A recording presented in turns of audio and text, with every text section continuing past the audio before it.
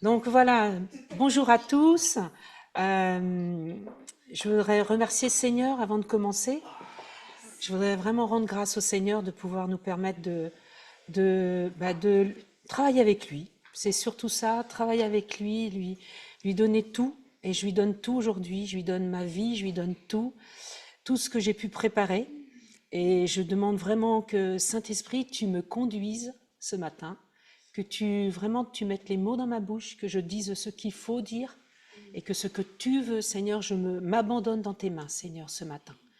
Et je veux bénir chacun de vous, des personnes qui sont aussi sur l'Internet, sur le Zoom. Je vous bénis dans le nom de Jésus. Je rends grâce à Dieu pour les cœurs qui sont prêts à entendre ce que Dieu veut dire aujourd'hui. Amen. Amen. Alors, comme je disais tout à l'heure, on va parler des Galates. Donc, je me suis dit, oh là là, mais je ne mettrai jamais 1 heure pour dire tout ce que j'ai à dire. Moi, résumer, c'est difficile de résumer en 1 heure, surtout 6 chapitres. Donc, je vais commencer, puis on verra bien. Peut-être qu'on le fera un peu plus d'1 heure, on verra. Donc, les Galates, pourquoi on parle des Galates? Parce que déjà, je vais vous annoncer un petit peu ce que c'est que la Galatie. Alors, la Galatie est une région située dans le centre-nord de l'Anatolie, c'est-à-dire la Turquie actuelle. Elle a été colonisée par les Gaulois celtes vers 278-277 avant Jésus-Christ. Donc, ce qui est important de savoir, c'est que la Galatie, donc les Celtes, c'est un peuple qui s'est installé à différents endroits sur le pourtour du bassin méditerranéen, dans les îles britanniques.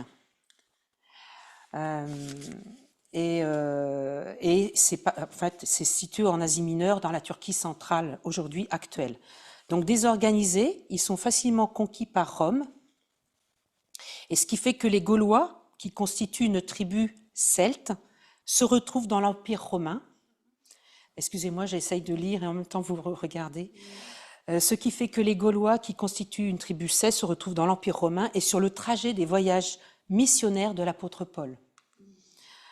Donc, qui par la suite leur envoie une lettre qui nous est parvenue et qui s'appelle l'Épître aux Galates. Donc c'est pour ça que je vais vous partager les Galates. Donc on va lire peut-être les 10 premiers versets du chapitre 1, parce que je trouve que c'est important de les lire. Je vais vous les partager petit à petit, parce qu'on peut dire qu'il y a 3 points importants dans l'Épître aux Galates. Le premier point, c'est le chapitre 1 et 2. En fait, ils vont parler sur 2 chapitres à chaque fois, de 1, 2, 3, 4, 5, 6.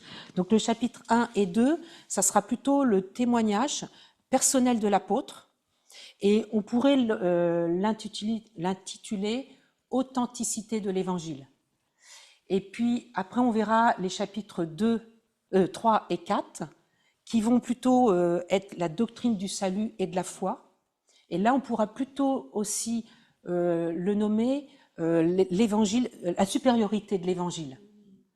Et puis en troisième point, ce que j'ai relevé, chapitres 5 et 6, ça serait plutôt la vie pratique du racheté sous la grâce. Et je dirais que ce serait un chapitre qui s'appellerait la liberté de l'évangile.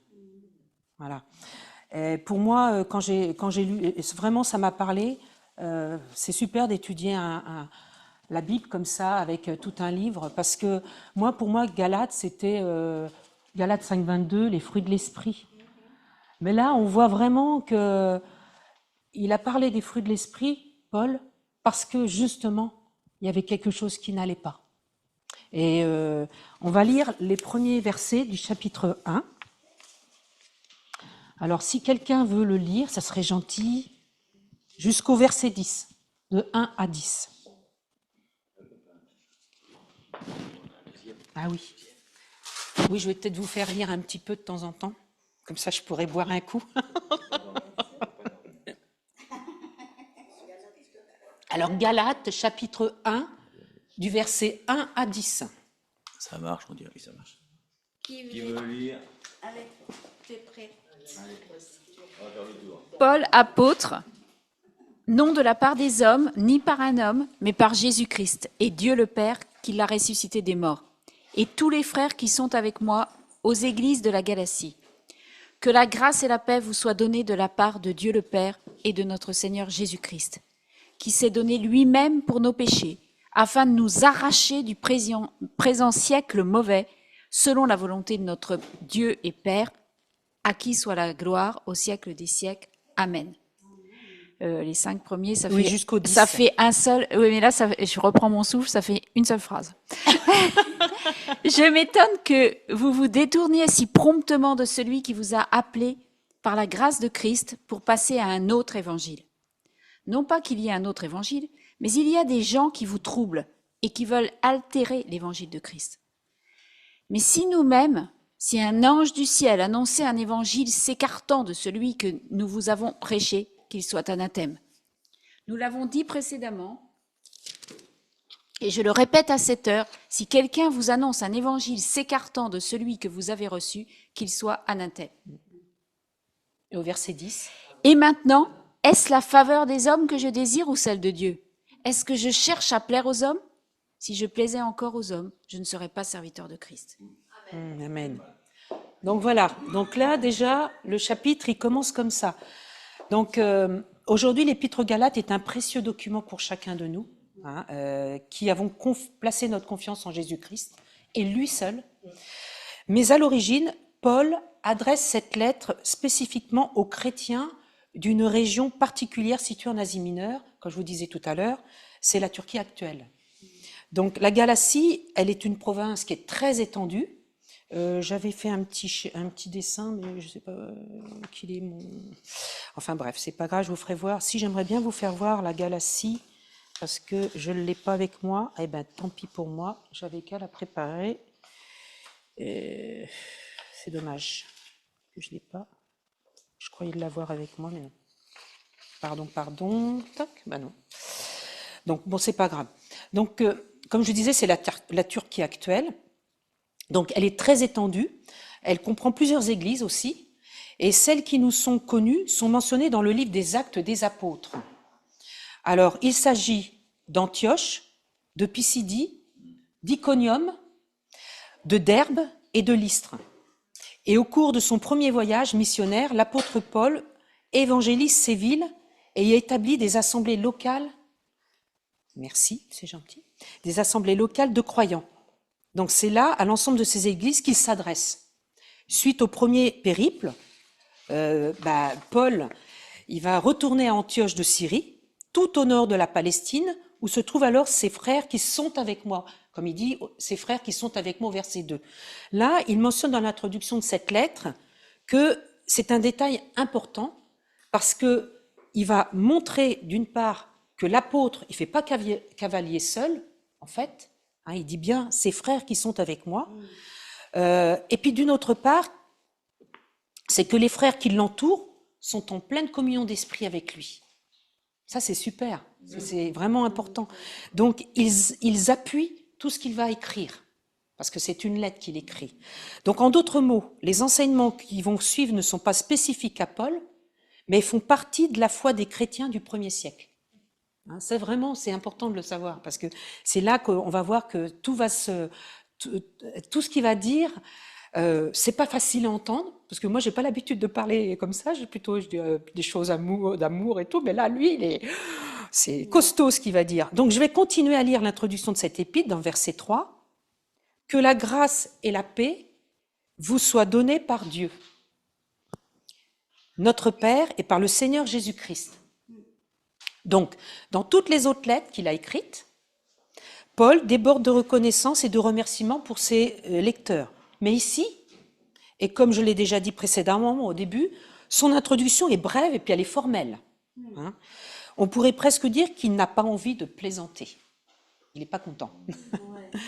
Sa bénédiction, qui mentionne quand même la grâce et la paix, se retrouve au début de toutes les épîtres généralement. Mais là, non. Il n'est pas en train de dire des gentilles choses, quoi. Il dit « je m'étonne », voilà, il y a plein de choses. Donc au verset 4, justement, je continue, « qui s'est donné lui-même pour nos péchés afin de nous arracher du présent siècle mauvais, selon la volonté de notre Dieu et Père. Donc Paul continue sa brève salutation par une magnifique déclaration sur l'œuvre accomplie par Jésus sur la croix. Ça, il le mentionne, il remet ça sur le tapis, parce qu'il veut leur faire comprendre quelque chose. Et sur sa puissance libératrice, parce que c'est quand même Jésus qui nous a libérés. Et dès le début de l'épître, la mention par Paul de l'expiation des péchés par Jésus-Christ montre son souci de s'attaquer immédiatement aux judaïsants. Alors, les judaïsants, pour vous expliquer un petit peu, c'est ceux qui se conforment aux lois juives.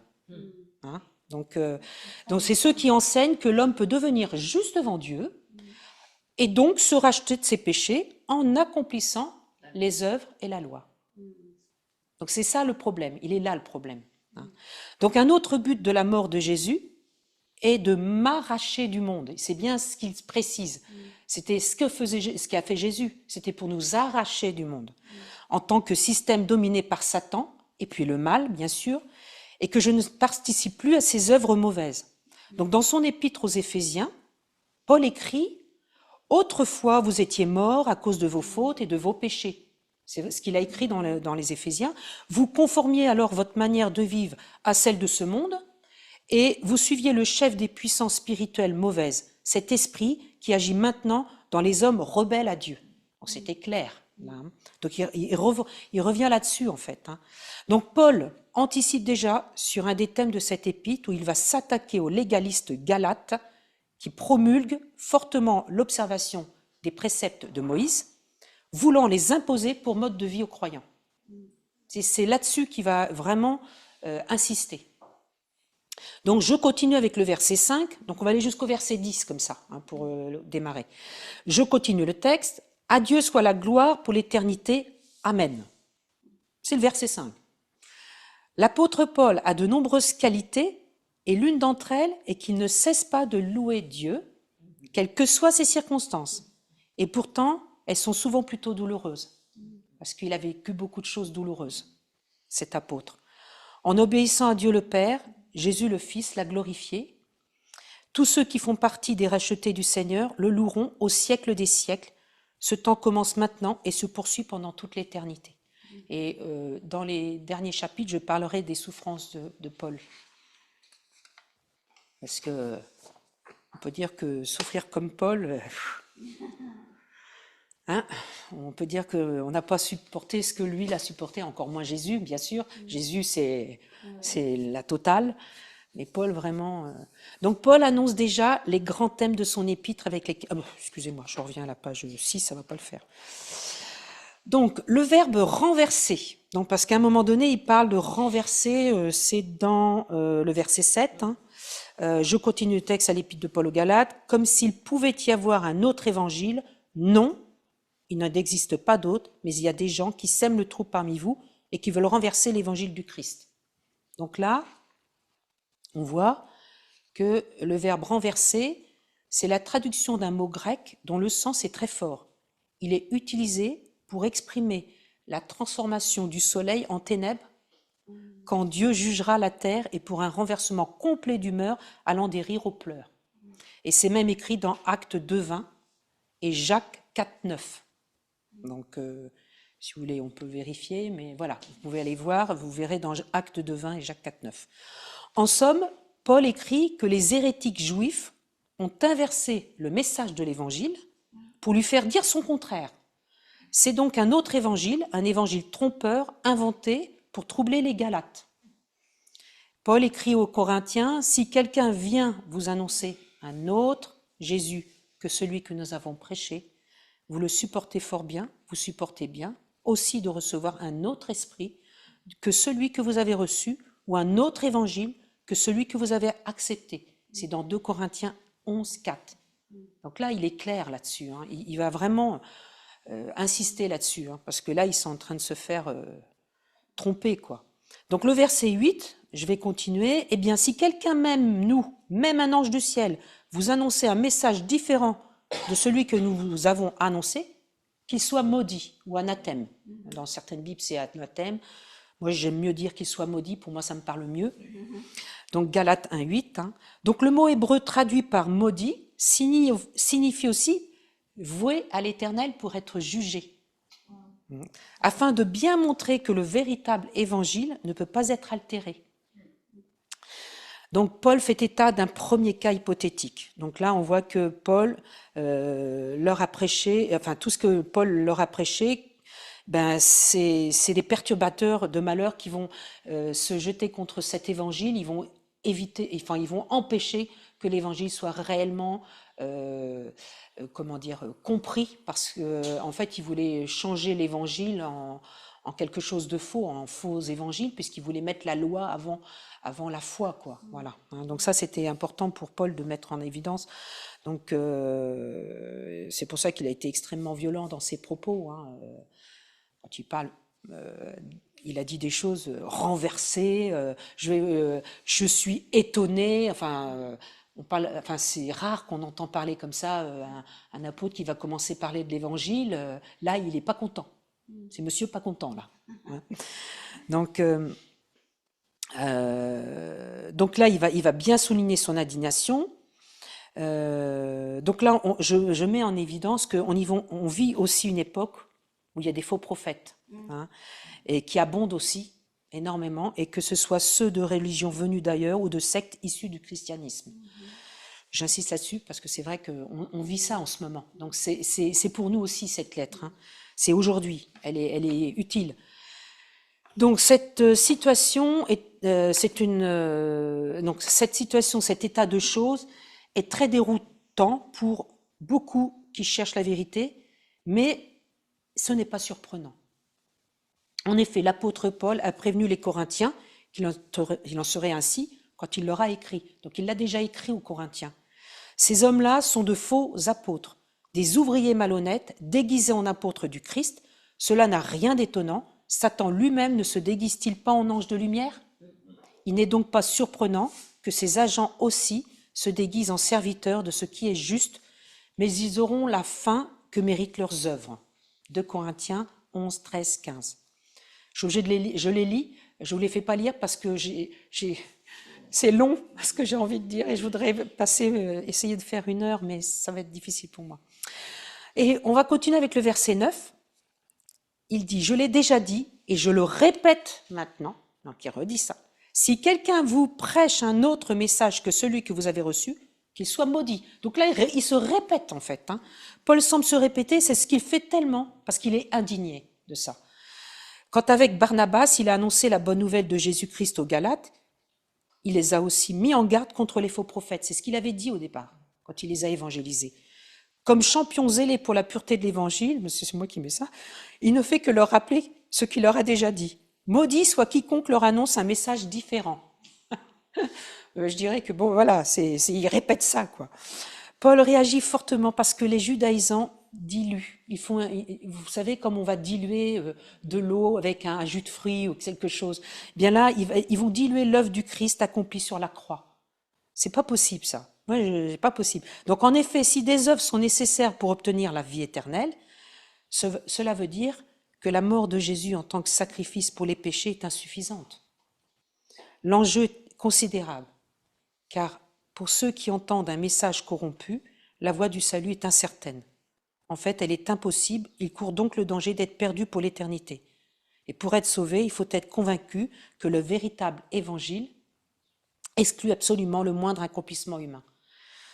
Aux Romains, Paul écrit « Celui qui n'accomplit pas l'œuvre, mais qui place sa confiance en Dieu, qui déclare juste les pécheurs, Dieu le déclare juste en portant sa foi à son crédit. » C'est fort, ça.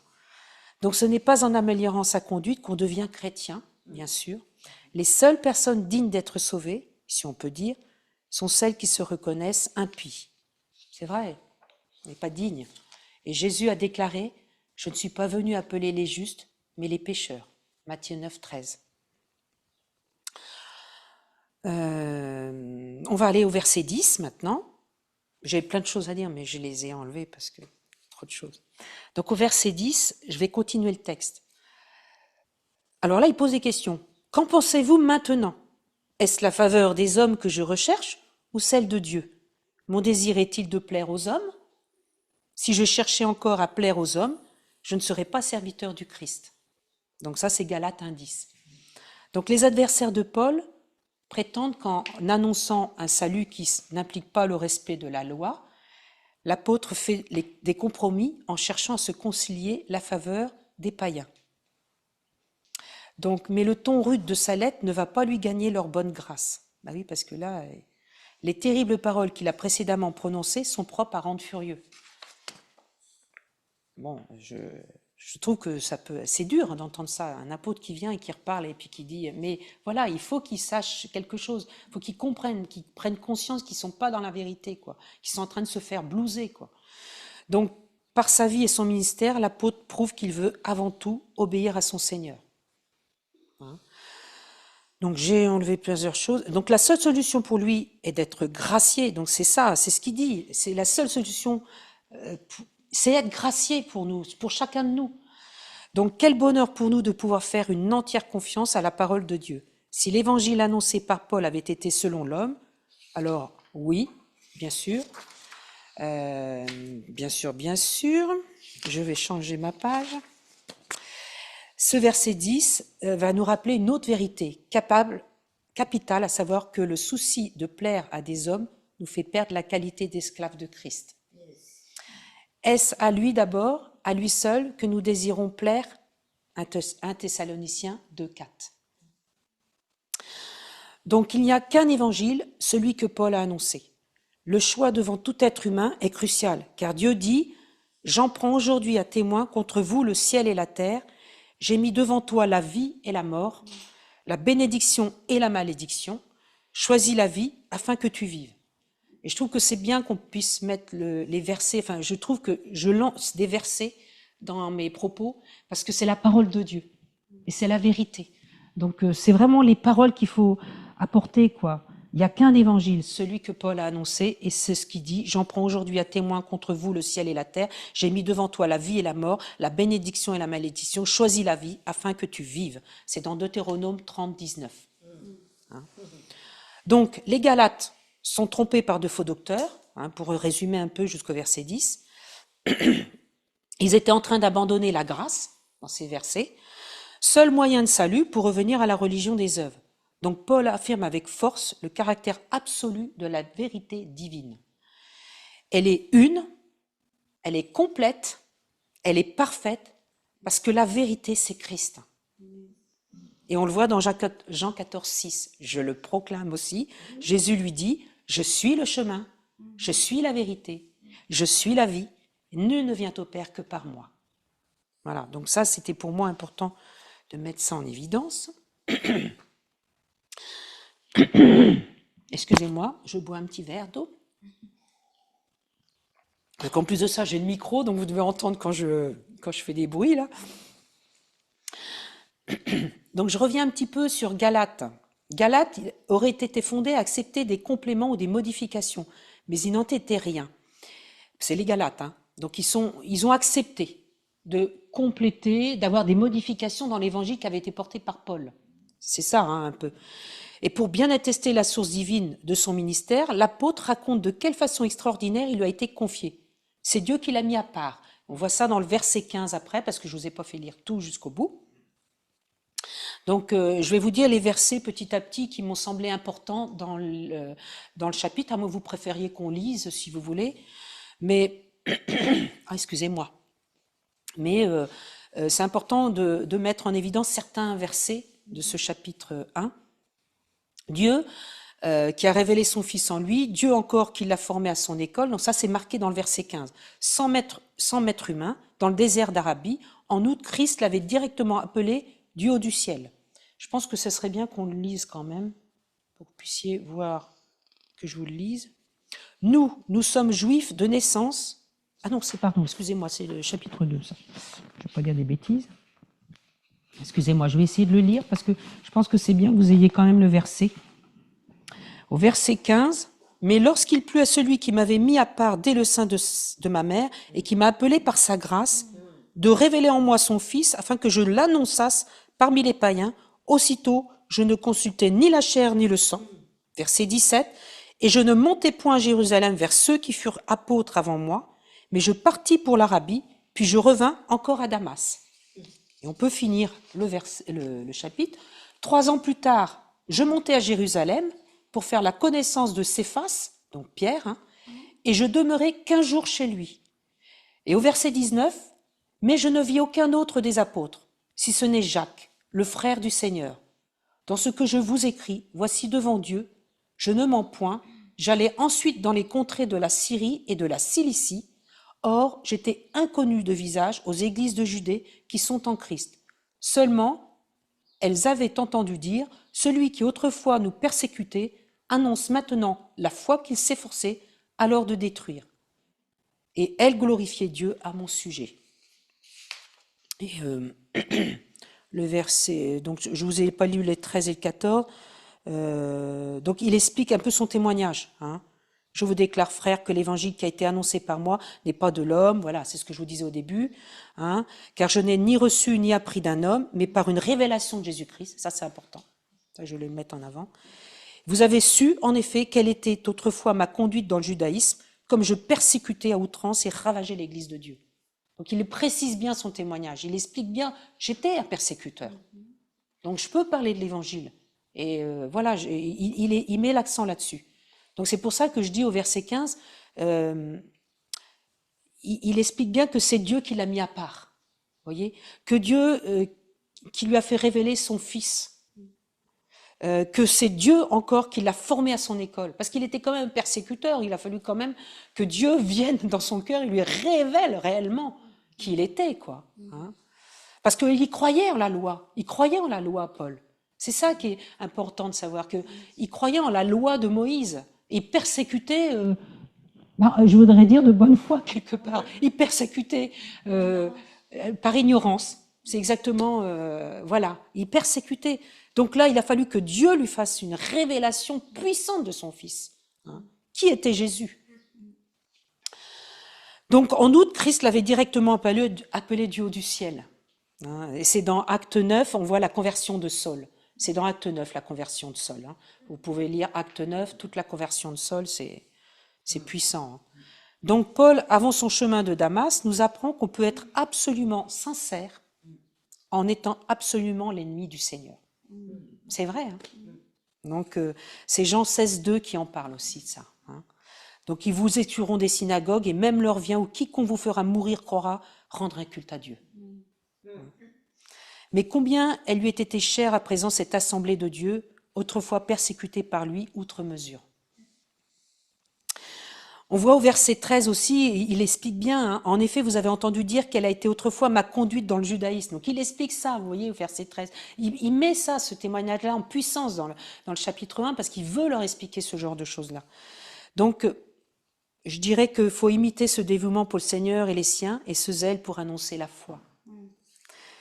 Au verset 23, qu'on a lu tout à l'heure, il dit « Celui qui nous persécutait autrefois annonce maintenant la foi qu'il détruisait jadis. » Mais remarquons-le, avant de nous demander de parler à d'autres de son Fils, Dieu se plaît à le révéler en nous d'abord. Avant de parler aux autres, il se révèle à nous. Ça, c'est beau. Et au verset 16, et c'est le verset 16 qui en parle, de révéler son Fils en moi afin que je l'annonce comme une bonne nouvelle parmi les nations. Vous voyez ? Donc je mets les versets un petit peu en désordre parce que c'était la manière dont j'ai exposé mon travail. Donc il veut produire dans notre cœur l'incomparable connaissance de Christ pour qu'en découle notre témoignage. 2 Corinthiens 4, 6 nous le dit aussi, car Dieu qui a dit « La lumière brillera du sein des ténèbres » a fait briller la lumière dans nos cœurs pour faire resplendir la connaissance de la gloire de Dieu sur la face de Christ. Waouh, c'est beau ça. Voilà, donc ça c'est le chapitre 1 que je vous ai... Donc c'est un peu moins long les autres, mais j'ai mis un peu plus l'accent sur le chapitre 1 parce que je trouve que l'épître commence bien, elle montre bien l'accent sur quoi il veut parler. Il veut parler de ça aux Galates. Donc Galates 2, 1, 10, si vous voulez, on peut peut-être le lire. Alors le Galates, ça va de 1 jusqu'à 21. Hein. Au verset, commençons au verset 1. Qui c'est qui veut commencer à lire, s'il vous plaît?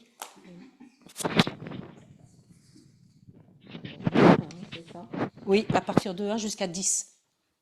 14 ans après, je montai de nouveau à Jérusalem avec Barnabas, ayant aussi pris Tite avec moi. Et ce fut d'après une révélation que j'y montai. Je leur exposai l'évangile que je prêche parmi les païens. Je l'exposai en particulier à ceux qui sont les plus considérés, afin de ne pas courir ou avoir couru en vain. Mais Tite, qui était avec moi et qui était grec, ne fut pas même contraint de se faire circoncire. Et cela à cause des faux frères, qui s'étaient furtivement introduits et glissés parmi nous pour épier la liberté que nous avons en Jésus-Christ, avec l'intention de nous asservir. Nous ne leur cédâmes pas un instant et nous résistâmes à leurs exigences, afin que la vérité de l'Évangile fût maintenue parmi nous. Ceux qui sont les plus considérés, quels qu'ils aient été jadis, cela ne m'importe pas. Dieu ne fait point acception de personne. Ceux qui sont les plus considérés ne m'imposèrent rien. Au contraire, voyant que l'Évangile m'avait été confié pour les incirconcis, comme à Pierre, pour les circoncis. Car celui qui a fait de Pierre l'apôtre des circoncis a aussi fait de moi l'apôtre des païens. Et ayant reconnu la grâce qui m'avait été accordée, Jacques, Céphas et Jean, qui sont regardés comme des colonnes, me donnèrent, à moi et à Barnabas, la main d'association, afin que nous allions, parce que l'allation c'est un peu, nous vers les païens et eux vers les circoncis. Ils nous recommandèrent seulement de nous souvenir des pauvres, ce que j'ai bien eu soin de faire. Est-ce qu'on peut finir alors peut-être quelqu'un d'autre, parce que peut-être c'est du verset 11 au dernier verset, à la fin. Mais lorsque Céphas vint à Antioche, je lui résistai en face, parce qu'il était répréhensible. En effet, avant l'arrivée de quelques personnes envoyées par Jacques, il mangeait avec les païens et, quand elles furent venues, il s'esquiva et se tint à l'écart par crainte des circoncis. Avec lui, les autres Juifs usèrent aussi de dissimulation, en sorte que Barnabas même fut entraîné par leur hypocrisie. Voyant qu'il ne marchait pas droit selon la vérité de l'Évangile, je dis à Céphas, en présence de tous, « Si toi, qui es juif, tu vis à la manière des païens et non à la manière des Juifs, pourquoi forces-tu les païens à judaïser ?» Jusqu'au bout ? Oui, s'il te plaît. Nous sommes juifs de naissance et non pécheurs d'entre les païens. Néanmoins, sachant que ce n'est pas par les œuvres de la loi que l'homme est justifié, mais par la foi en Jésus-Christ, nous aussi nous avons cru en Jésus-Christ, afin d'être justifiés par la foi en Christ et non par les œuvres de la loi, parce que nulle chair ne sera justifiée par les œuvres de la loi. Mais, tandis que nous cherchons à être justifiés par Christ, si nous étions aussi nous-mêmes trouvés pécheurs, Christ serait-il un ministre du péché ? Loin de là. Car si je rebâtis les choses que j'ai détruites, je me construis moi-même un transgresseur. Je me constitue moi-même un transgresseur, pardon. Car c'est par la loi que je suis mort à la loi, afin de vivre pour Dieu. J'ai été crucifié avec Christ, et si je vis, ce n'est plus moi qui vis, c'est Christ qui vit en moi. Si je vis maintenant dans la chair, je vis dans la foi au Fils de Dieu, qui m'a aimé et qui s'est livré lui-même pour moi. Je ne rejette pas la grâce de Dieu, car si la justice s'obtient par la loi, Christ est donc mort en vain. Oui, très bien, merci beaucoup. Donc c'est important qu'on lise le chapitre quand même. Donc là, on voit que Paul à Jérusalem, donc il parle de Paul à Jérusalem, son service envers les nations est reconnu par les autres apôtres. Donc au verset 1, il explique bien que Barnabas et Tite sont deux des amis intimes de Paul. Barnabas a visité la Galatie avec lui lors du premier voyage missionnaire et Paul écrira une lettre personnelle à Tite. On verra après. Croyant fidèle, responsable d'église sur l'île de Crète. Donc le récit que fait Paul des circonstances de son apostolat complète ce que nous en savons par le livre des Actes. Alors que le Seigneur avait confié à Pierre l'annonce de l'évangile aux Juifs, Paul avait été choisi pour prêcher le même évangile, mais aux païens, aux nations, quoi. Voilà. Donc ça, c'est au verset 8. Hein. Donc c'est important de savoir ça, que Pierre et Paul, ils avaient vraiment un intérêt important. Hein. L'un pour les Juifs, l'autre pour les païens, mais voilà, c'était important de le mentionner, et c'est écrit dans ces versets, verset 8. Donc après, on va voir après le verset 7 et 9. Les responsables de l'Église, donc ce sont les piliers, bien sûr, Jacques, Pierre et Jean, ont compris que Paul avait été appelé à évangéliser les non-juifs, tout comme Pierre avait été envoyé vers les Juifs. Après avoir entendu le message que Paul prêchait, ils l'ont encouragé, ainsi que Barnabas, à poursuivre leur travail. C'est ce qu'il explique, hein, en fait. Hein. Sa rencontre avec les autres apôtres ne pouvait donc pas affaiblir un appel reçu du Seigneur. C'était pas possible, ça pouvait pas être affaibli, parce qu'il avait une autorité. Hein. Donc en revanche, il prit tellement à cœur leur recommandation de se souvenir des pauvres que ce devait être indirectement la cause de son emprisonnement à Jérusalem. Et on va le voir après dans Actes, enfin on va le voir, c'est Actes 24, 17, il est dit, après une absence de plusieurs années, je suis venu pour faire des aumônes à ma nation et pour présenter des offrandes. Acte 24, ça va de 14 à 18. Bon, je ne le lis pas, mais ça explique un petit peu pourquoi il est... Bon, il s'est fait emprisonner, mais voilà, il y a une raison. Voilà. Donc, que nous enseignent ces relations des apôtres entre eux? Parce que ça, c'est ça qu'il faut savoir, en fait. Hein. Que nous devons estimer le service des autres et veiller à ne pas dépasser le nôtre, mais l'accomplir sans défaillance et sans avoir égard à l'apparence de l'homme. Au verset 6, c'est ce qu'il explique. Hein. Il ne faut pas chercher à avoir l'apparence de l'homme et chercher à plaire aux hommes, disons. Hein. Donc le livre des Actes confirme combien les premiers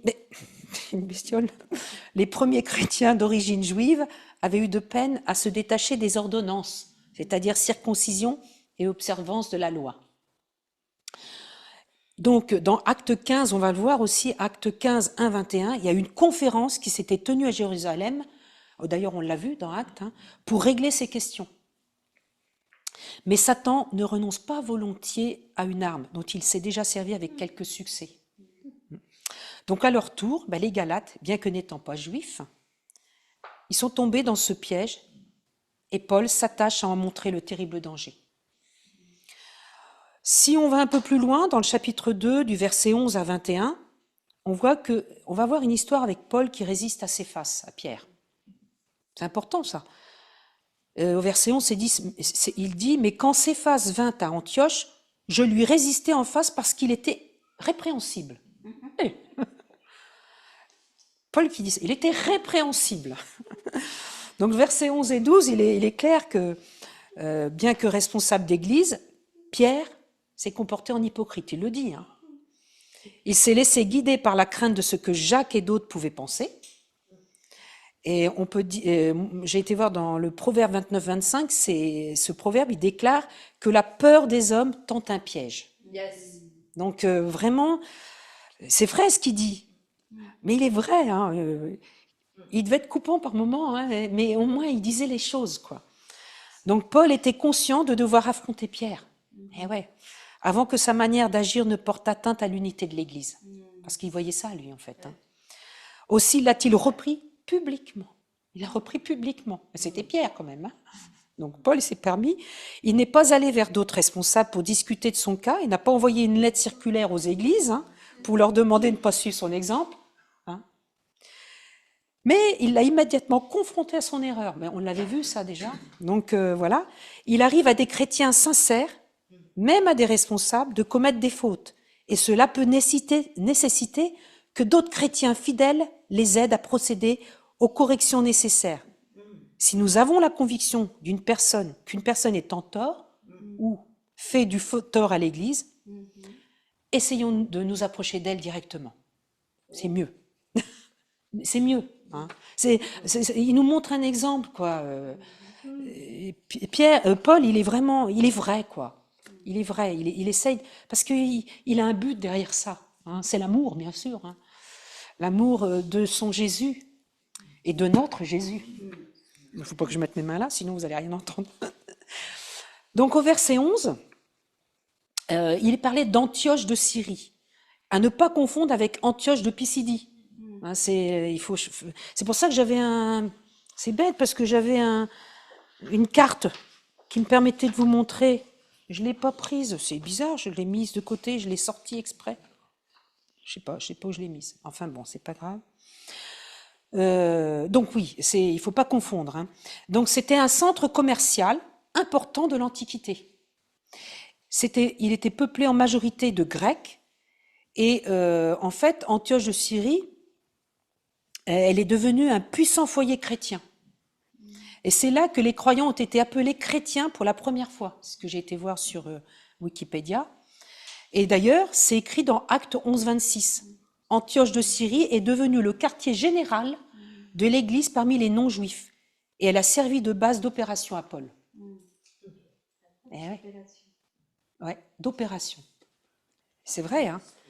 Donc, on va aller un peu plus loin dans le verset 15 et 16. Pour redire un petit peu les versets, je les ai remis là.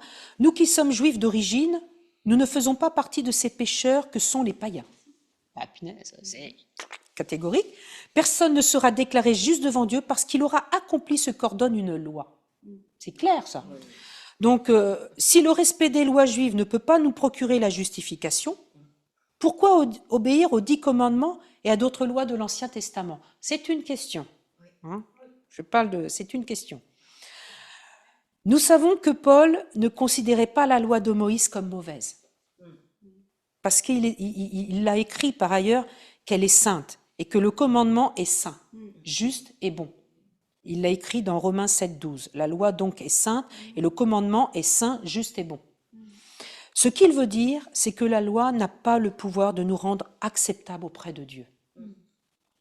Elle a néanmoins un rôle important à jouer dans notre vie chrétienne. J'ai souligné 3 points. Elle nous préserve du péché en définissant pour nous des normes de comportement. C'est important. 2e point, elle nous convainc de notre péché et nous donne aussi l'occasion de demander pardon à Dieu, parce qu'on sait qu'on est pécheur, donc c'est l'occasion de dire pardon. Puis un 3e point, elle nous pousse à compter sur la pleine suffisance de Christ, puisque nous ne parvenons jamais à respecter parfaitement. Donc il est impossible à la loi de nous sauver, mais une fois que nous sommes sauvés, elle peut nous guider en nous montrant comment Dieu veut nous voir vivre. C'est important ça, parce qu'on ne peut pas rejeter la loi, mais voilà, il y a des choses qu'il ne faut pas rejeter, mais que voilà, c'est ce que dit Paul, mais c'est vrai, c'est important. Donc en quoi ce retour à la loi était-il si grave? Parce que c'est ça. Pourquoi ça devient grave là, cette histoire? Pourquoi? Parce que Paul, il le prend à cœur et en fait, il va blâmer les Galates justement en expliquant l'histoire de Pierre. Il l'a dit publiquement. Il explique qu'il a mis Pierre en face de lui-même publiquement. Il explique ça, ce qui s'est passé là-bas à Jérusalem. Il a dû, parce qu'il faisait des compromis, Pierre. Il se mettait avec les païens et puis après, il s'en éloignait. Enfin, il faisait n'importe quoi. Il était, en fait, perverti un peu quelque part. Hein. Donc c'est ça qu'il veut expliquer, du verset 11 à 14. Donc, parce que le fait d'encourager les croyants à judaïser et à faire des œuvres revenait à dire que celle de Jésus n'était pas suffisante. C'est ce que semblent encore estimer d'innombrables chrétiens. C'est ce que je pense. Bon, voilà. Ils reconnaissent en principe la valeur expiatoire du sacrifice de Christ, mais ils fondent en même temps leur salut sur leurs œuvres et sur la pratique de leur religion. C'est vrai, on voit ça hein, aujourd'hui, ça nous fait de la peine. Donc, ils font ce qu'ils peuvent, mais ils comptent sur Dieu pour le reste. Voilà, c'est un peu ça. Je fais ce que je peux, mais je compte sur Dieu pour le reste. Mais bon, on peut leur répondre avec le verset 16, que l'homme n'est pas justifié sur la base des œuvres, ni autrement que par la foi en Jésus-Christ. Voilà. Donc, personne ne sera déclaré juste devant Dieu parce qu'il aura accompli ce qu'ordonne une loi. C'est un moyen si simple.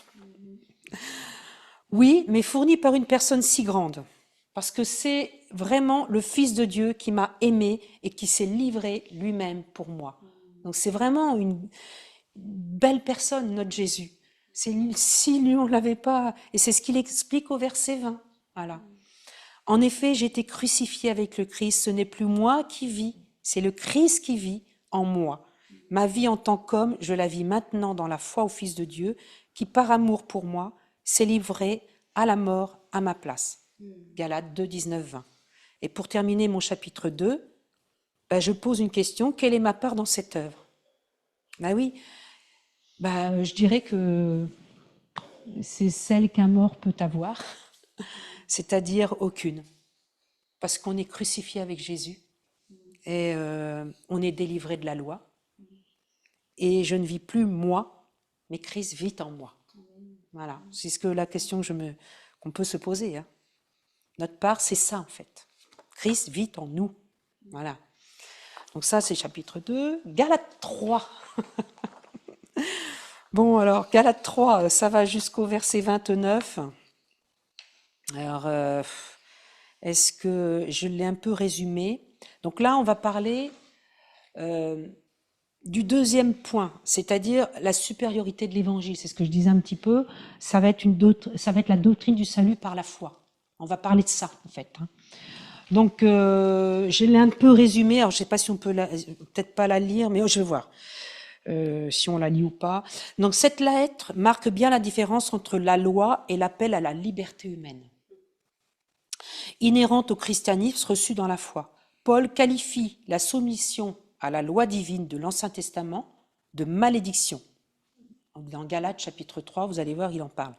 La loi était notre surveillant jusqu'à la venue du Christ. Maintenant que le temps de la foi est venu, nous ne dépendons plus de ce surveillant, parce que j'appelle ça un surveillant. Dans son appel à la liberté, Paul affirme que toute la loi se résume à ce seul commandement, tu dois aimer ton prochain comme toi-même. Donc, je pense que c'est bien de lire quand même Galates 3, parce que ça permet de comprendre ce que je vais expliquer quand même. Donc, si je vais essayer de le lire, ou quelqu'un, j'aimerais bien que Jonathan lise Galates 3, tu veux bien ? Et puis jusqu'au 10, et puis peut-être que le petit là, le grand là, qui s'est caché derrière là. Hein? Qu'est-ce que t'en penses? Voilà, les deux gars. Jusqu'où? Jusqu'à 10. Okay. Et puis après, ça fait peut-être long pour lire la suite. Peut-être, tu peux aller jusqu'à 15? Ouais. D'accord? Ô Galates, dépourvu de sens, qui vous a fasciné, vous, aux yeux de Jésus, de qui Jésus-Christ a été peint comme crucifié. Voici seulement ce que je peux vous apprendre de vous. Est-ce par les œuvres de la loi que vous avez reçu l'Esprit, ou par la prédication de la foi? Êtes-vous tellement dépourvu de sens? Après avoir commencé par l'Esprit, voulez-vous maintenant finir par la chair? Avez-vous tant souffert en vain, si toutefois c'est en vain? Celui qui vous accorde de l'Esprit et qui opère des miracles parmi vous, le fait-il donc par les œuvres de la loi ou par la prédication de la foi? Comme Abraham crut à Dieu, et que cela lui fut imputé à justice. Reconnaissez donc que ceux qui ont la foi, qui sont fils d'Abraham... De quoi? Que ce sont ceux qui ont la foi, qui sont fils d'Abraham. Que ce sont ceux qui ont la foi, qui sont fils d'Abraham. Aussi l'Écriture, prévoyant que Dieu justifierait les païens par la foi, a d'avance annoncé cette bonne nouvelle à Abraham. Toutes les nations seront bénies en toi, de sorte que ceux qui croient sont bénis avec Abraham le croyant. Car tous ceux qui s'attachent aux œuvres de la loi sont sous la malédiction, car il est écrit « Maudit est quiconque n'observe pas tout ce qui est écrit dans le livre de la loi et ne le met pas en pratique. » Tiens, je te laisse finir. C'est cadeau. À toi, Santi. Donc c'est Santi qui va lire. Au verset 11. 11 jusqu'à 15. Ben, si tu peux aller jusqu'à 15, puis moi je finirai si vous voulez. Ok. Et que nul ne soit justifié devant Dieu par la loi, cela est évident, puisqu'il est dit, le juste vivra par la foi. Or, la loi ne procède pas de la foi, mais elle dit, celui-ci qui mettra ces choses en pratique vivra par elle. Christ nous a rachetés de la malédiction de la loi, étant devenu malédiction pour nous, car il est écrit, maudit et quiconque est perdu au bois, afin que la bénédiction d'Abraham eût pour les païens son accomplissement en Jésus-Christ, et que nous reçussions par la foi l'Esprit qui avait été promis. Frères, je parle à la manière des hommes, au verset 15. Une disposition en bonne forme, bien que faite par un homme, c'est annulé par personne et personne n'y ajoute. Or, les promesses ont été faites à Abraham et à sa postérité. Il n'est pas dit « et aux postérités », comme s'il s'agissait de plusieurs, mais en tant qu'il s'agit d'une seule. Et à ta postérité, c'est-à-dire à Christ. Voici ce que j'entends. Une disposition que Dieu a confirmée antérieurement ne peut pas être annulée, et ainsi la promesse rendue vaine par la loi survenue 430 ans plus tard. Car si l'héritage venait de la loi, il ne viendrait plus de la promesse. Or, c'est par la promesse que Dieu a fait à Abraham ce don de sa grâce. Pourquoi donc la loi?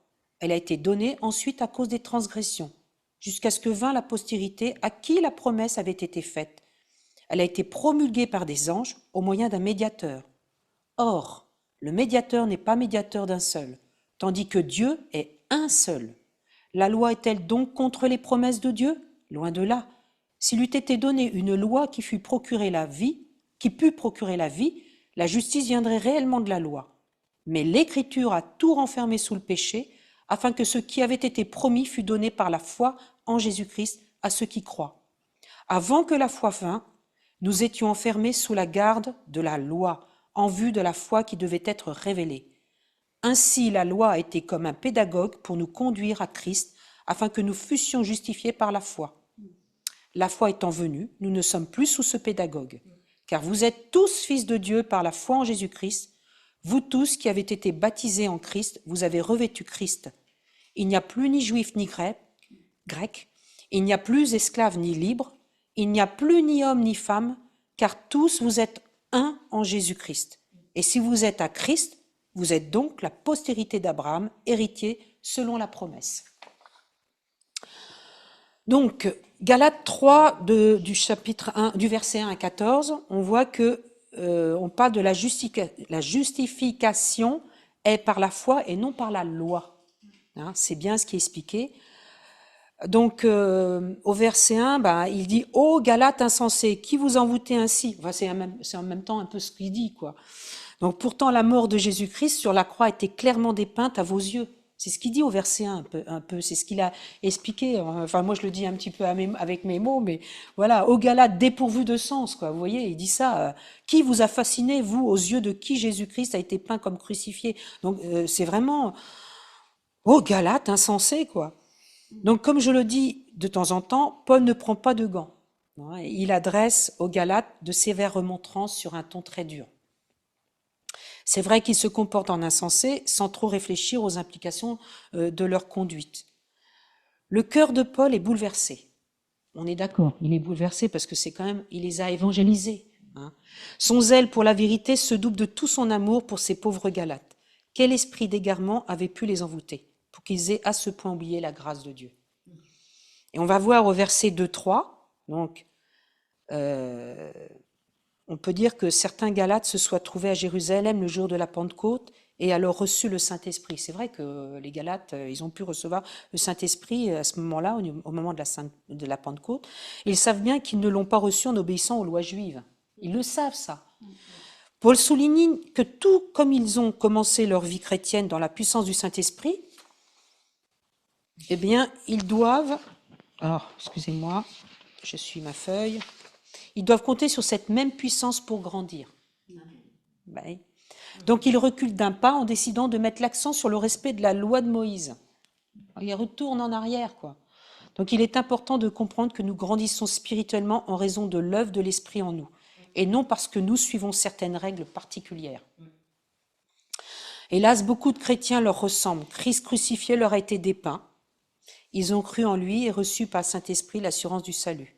Mais ils ne lui ont pas fait confiance pour conduire leur vie chrétienne. Ayant commencé par l'Esprit, ils continuent par la chair. Donc, pensez-vous qu'après nous avoir justifiés, Dieu puisse compter sur nous pour achever son travail? C'est ça aussi, on peut se poser la question. Non, et c'est pourquoi la même foi qui nous sauve est aussi celle dont nous avons besoin pour vivre. Au verset 11, c'est ce qu'il est dit. Donc la juste loi de Dieu, en revanche, ne pouvait que nous faire mourir, nous maudire, car nous étions incapables de l'accomplir. Il a fallu que Christ se substitue à nous sous cette malédiction pour nous en racheter. Il a payé le prix tout entier, il a porté la malédiction de la loi quand il a pris sur la croix la place que je méritais. Et puis pour finir, les Galates 3, il est parlé des promesses de Dieu qui sont faites à Abraham, qui sont antérieures à la loi. Et puis aussi, la loi est le conducteur jusqu'à Christ. Donc on en parlait tout à l'heure, mais il remet ça sur le tapis quelque part, si on peut dire ça comme ça. Donc au verset 15 et 6, il va expliquer que la loi ne change rien aux promesses divines. Celles-ci lui sont antérieures et Dieu ne se dédie pas. Et surtout, elles ont été faites à la descendance d'Abraham, c'est-à-dire à Christ en fait. Je ne sais pas si je dois le redire. Mes frères, prenons un exemple de la vie ordinaire. Lorsqu'un homme a rédigé son testament en bonne et due forme, personne ne peut l'annuler ou y ajouter quoi que ce soit. Or, c'est à Abraham et à sa descendance que Dieu a fait ses promesses. Il n'est pas dit à ses descendances. Donc, c'est à Christ en fait. Comme s'il devait y avoir plusieurs lignées. C'est pourquoi je dis la descendance d'Abraham, c'est Christ. Donc, rien ne saurait annuler ni contredire ce que Dieu garantit à son bien-aimé et à ceux qui lui appartiennent. Donc, pourquoi donc la loi? C'est ce qu'il dit à la fin au verset 19. Mais alors, pourquoi donc la loi? Donc, c'est dans Galates 3, 19. Donc, on l'a comparée à un miroir. Elle me montre ma souillure morale, mais elle est aussi incapable de l'ôter qu'un miroir de me laver, en fait. Ben oui. Donc, ce n'est pas là sa fonction. La loi ne fait que me convaincre de péché. Elle est donc mon conducteur jusqu'à Christ. Elle peut me conduire jusqu'à Christ.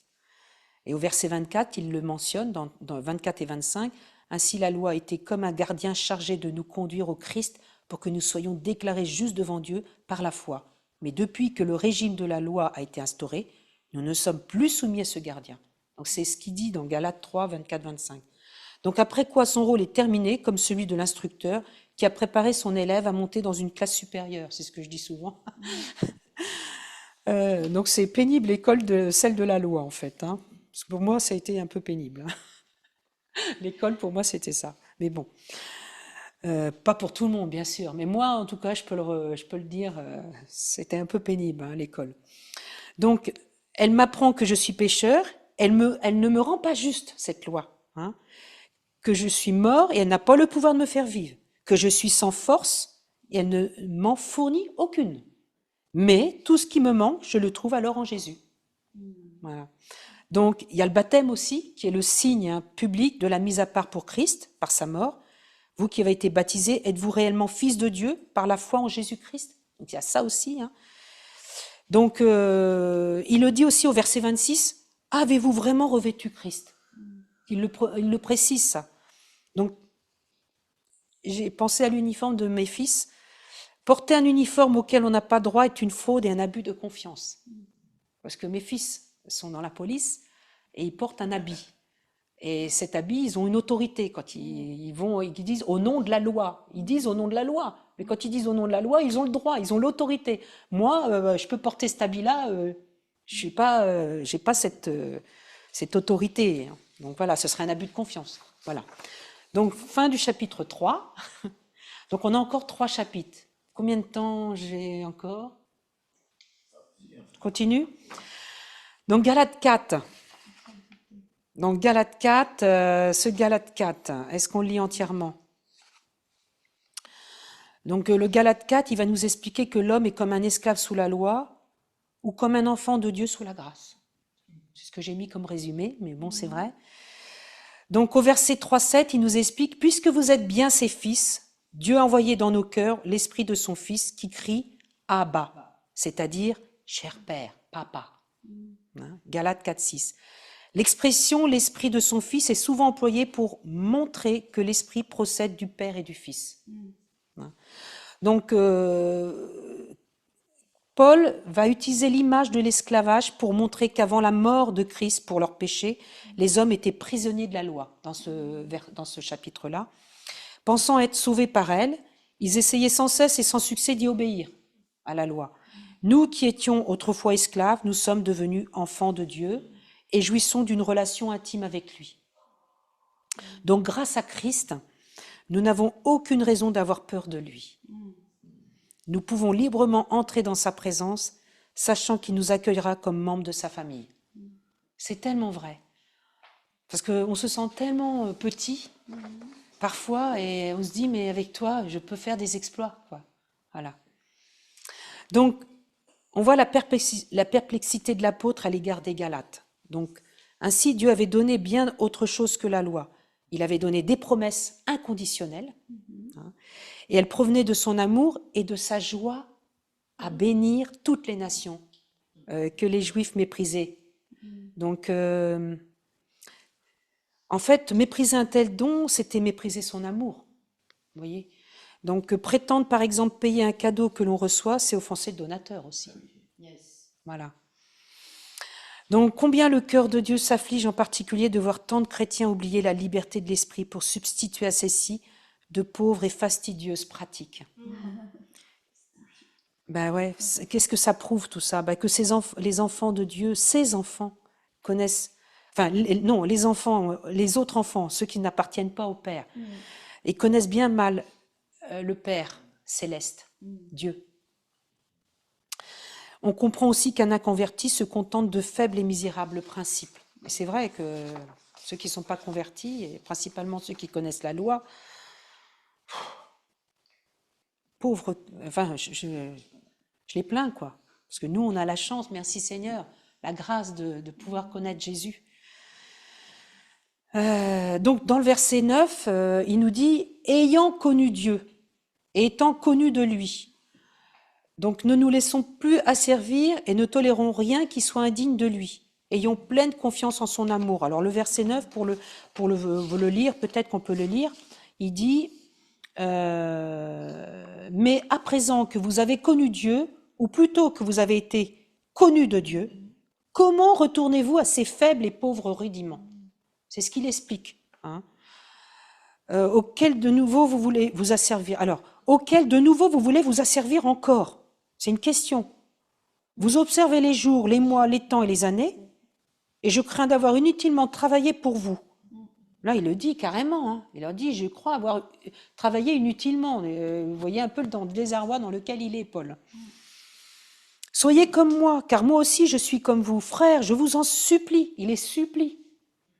Vous ne m'avez fait aucun tort. Vous savez que ce fut à cause d'une infirmité de la chair que je vous ai pour la première fois annoncé l'évangile et mis à l'épreuve par ma chair. Ça, c'est important que je vous le lise parce que ça fait partie du chapitre 4 et c'est ce que je vais expliquer aussi. Vous m'avez témoigné ni mépris ni dégoût. Vous m'avez au contraire reçu comme un ange de Dieu, comme Jésus-Christ. Au verset 15, il dit « Où donc est l'expression de votre bonheur ? Car je vous atteste que, si cela eût été possible, vous vous seriez arraché les yeux pour me les donner. Suis-je devenu votre ennemi en vous disant la vérité ?» Il leur pose cette question encore. « Le zèle qu'ils ont eu pour vous n'est pas pur, mais ils veulent vous détacher de nous. » Il parle des détracteurs. Hein. Afin que vous soyez zélés pour eux. C'est juste une histoire d'homme, quoi, d'orgueil, quoi. Il est beau d'avoir du zèle pour ce qui est bien, et en tout temps, et non pas seulement quand je suis présent parmi vous. Mes enfants, pour qui j'éprouve de nouveau des douleurs de l'enfantement, il parle de ça encore, jusqu'à ce que Christ soit formé en vous. Je voudrais être maintenant auprès de vous et changer de langage, car je suis dans l'inquiétude à votre sujet. Là, il exprime vraiment son inquiétude, quoi. Dites-moi, vous qui voulez être sous la loi, n'entendez-vous point la loi? Car il est écrit qu'Abraham eut 2 fils, un de la femme esclave et un de la femme libre. Mais celui de l'esclave naquit selon la chair, et celui de la femme libre naquit en vertu de la promesse. Ces choses sont allégoriques, car ces femmes sont deux alliances. L'une du mont Sinaï, enfantant pour la servitude, c'est Agar, car Agar, c'est le mont Sinaï en Arabie. Et elle correspond à la Jérusalem actuelle, qui est dans la servitude avec ses enfants. Mais la Jérusalem d'en haut est libre. C'est notre mère. C'est beau ce qu'il dit. Hein. On ne peut pas être plus clair. Et au verset 27, car il est écrit, « Réjouis-toi, stérile, toi qui n'enfantes point, éclate et pousse des cris, toi qui n'as pas éprouvé les douleurs de l'enfantement, car les enfants de la délaissée seront plus nombreux que les enfants de celles qui étaient mariées. » Et au verset 28, c'est ça la parole, voilà, c'est la parole déclarée qui travaille. Pour vous, frères, comme Isaac, vous êtes enfants de la promesse. Et de même qu'alors celui qui était né selon la chair persécutait celui qui était né selon l'esprit. Ainsi en est-il encore maintenant. Mais que dit l'Écriture? Chasse l'esclave et son fils, car le fils de l'esclave n'héritera pas avec le fils de la femme libre. C'est pourquoi, frères, nous ne sommes pas enfants de l'esclave, mais de la femme libre. Voilà, c'est important que je lise les versets quand même. Donc on voit vraiment, vous voyez, que c'est pour ça que je dis les promesses, c'est des promesses inconditionnelles. Elles provenaient de son amour et de sa joie à bénir tant les nations que les Juifs. C'est Dieu qui parle là. Et c'est vraiment, il voulait faire ça et mépriser un tel don, mais c'était mépriser son amour, quoi. Donc au verset 12-13, en lisant ce chapitre, donc je relis un petit peu, « Mes frères, je vous en supplie », c'est ce qu'il dit, « devenez comme moi, ne me suis-je pas moi-même rendu semblable à vous ?» Il le dit, « Vous ne m'avez causé aucun tort », il parle de sa souffrance là, et on va voir. Donc au verset 12, l'apôtre interrompt son exposé pour parler au cœur de ces Galates bien-aimés. Hein. Il sait remettre en mémoire leur bienveillance, leur dévouement pour lui. Il le dit ça, il leur dit « Vous avez été dévoués pour moi, vous m'avez accepté comme un ange ». On ne peut pas le dire mieux. Donc, verset 14-15, il leur dit, vous auriez pu être tentés de me mépriser, de me repousser à cause de mon infirmité. Ouais, parce que, mais ils l'ont pas fait. Il leur dit, mais vous l'avez pas fait. Au contraire, vous m'avez accueilli comme si j'avais été un ange de Dieu ou même Jésus-Christ en personne. C'est pas possible. C'est beau ce qu'il dit. Et en fait, il dit, vous m'avez pas repoussé, mais le mot traduit pour repousser signifie littéralement cracher. En fait, vous m'avez pas craché en voulant dire, je te vomis de ma bouche, quoi. Je te veux pas. Non, au contraire, ils avaient pas de dégoût. Il leur dit vraiment, vous ne m'avez pas repoussé parce que vous êtes pas éloigné de la maladie ou les mauvais esprits, quoi. Vous êtes pas éloigné de moi à cause de la maladie. Et on pourrait penser, parce que Paul ne précise nulle part la nature de sa maladie ou de son infirmité. On ne sait pas s'il avait. Mais il dit, alors les spéculations vont bon train. Oui, parce qu'il le dit, dans la seconde épître aux Corinthiens, il parle d'une écharpe dans la chair. Je lis le passage. Pour me garder de l'orgueil, Dieu m'a imposé une épreuve qui, telle une écharpe, tourmente mon corps. Elle me vient de Satan qui a été chargé de me frapper pour que je ne sois pas rempli d'orgueil. Au sujet de cette épreuve, j'ai prié par 3 fois le Seigneur de l'éloigner de moi, mais il m'a répondu, « Ma grâce te suffit.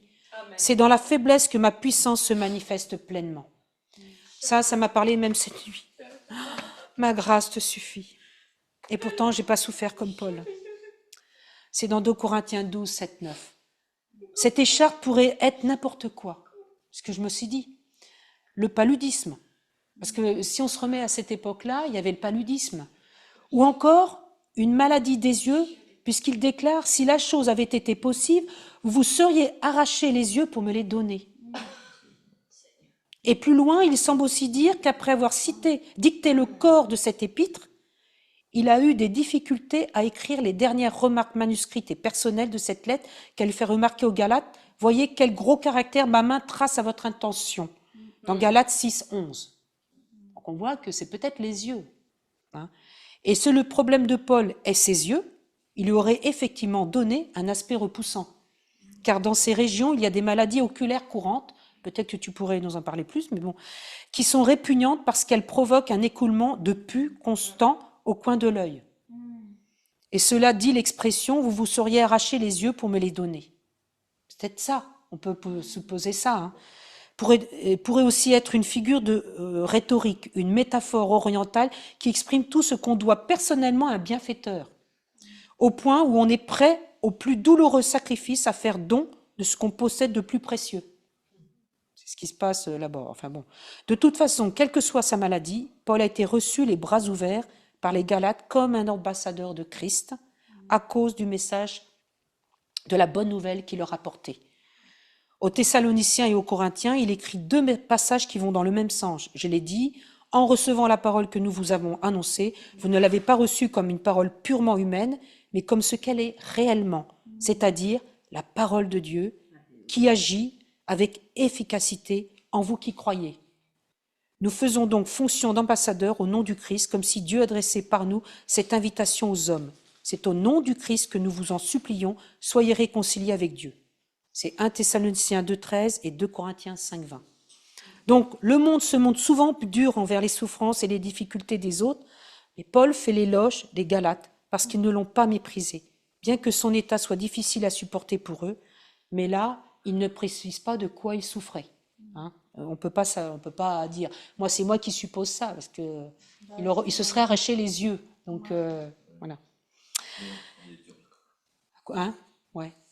On pourrait le supposer. Une ophtalmie purulente. Purulente, il paraît que c'est.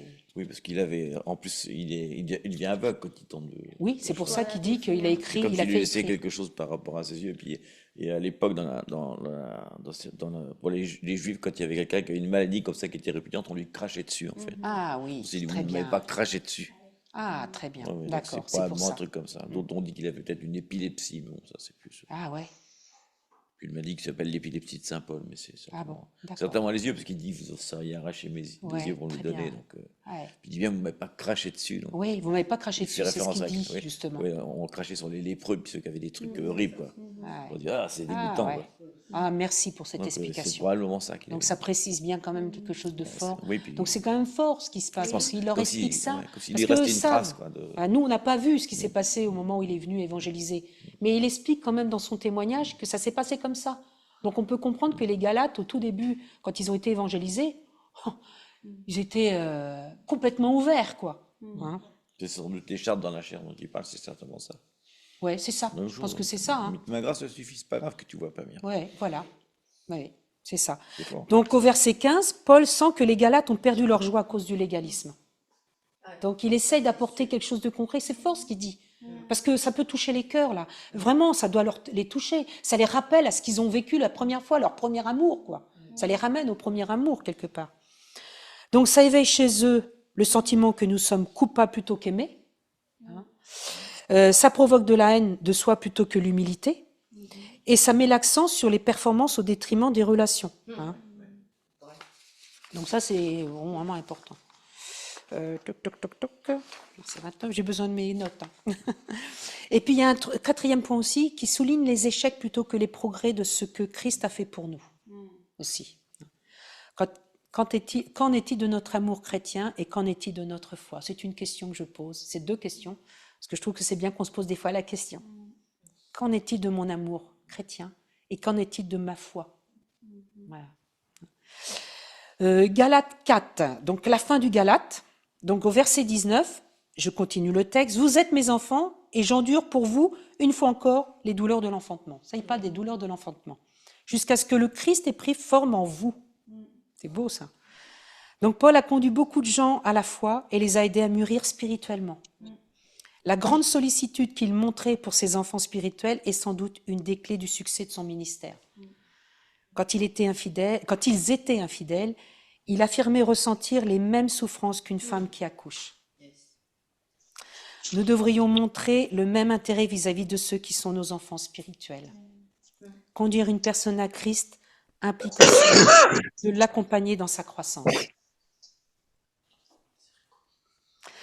Agar et Sarah, donc après il parle de Agar et Sarah dans le verset 24, qui sont les symboles de 2 alliances. Au verset 24, donc je continue, interprétons cela comme une image. Ces 2 femmes représentent 2 alliances. C'est ce qu'il explique. Hein. Ce n'est pas moi qui le dis, c'est le verset 24. Moi, j'aime bien parce qu'il est précis, il fait des images. Donc, l'une de ces alliances conclues sur le mont Sinaï donne naissance a des enfants esclaves. C'est Agar qui la représente. Il parle de Galates 4, 24. Donc Paul explique que ce qui est arrivé à Agar et Sarah, c'est une allégorie, une image de la relation entre Dieu et son peuple. Ce genre d'argumentation est alors courant et ses adversaires l'emploient probablement aussi contre lui. Ici, l'apôtre établit un contraste entre, d'une part, la loi de Moïse et le judaïsme, et d'autre part, la grâce en Jésus, Christ et le christianisme.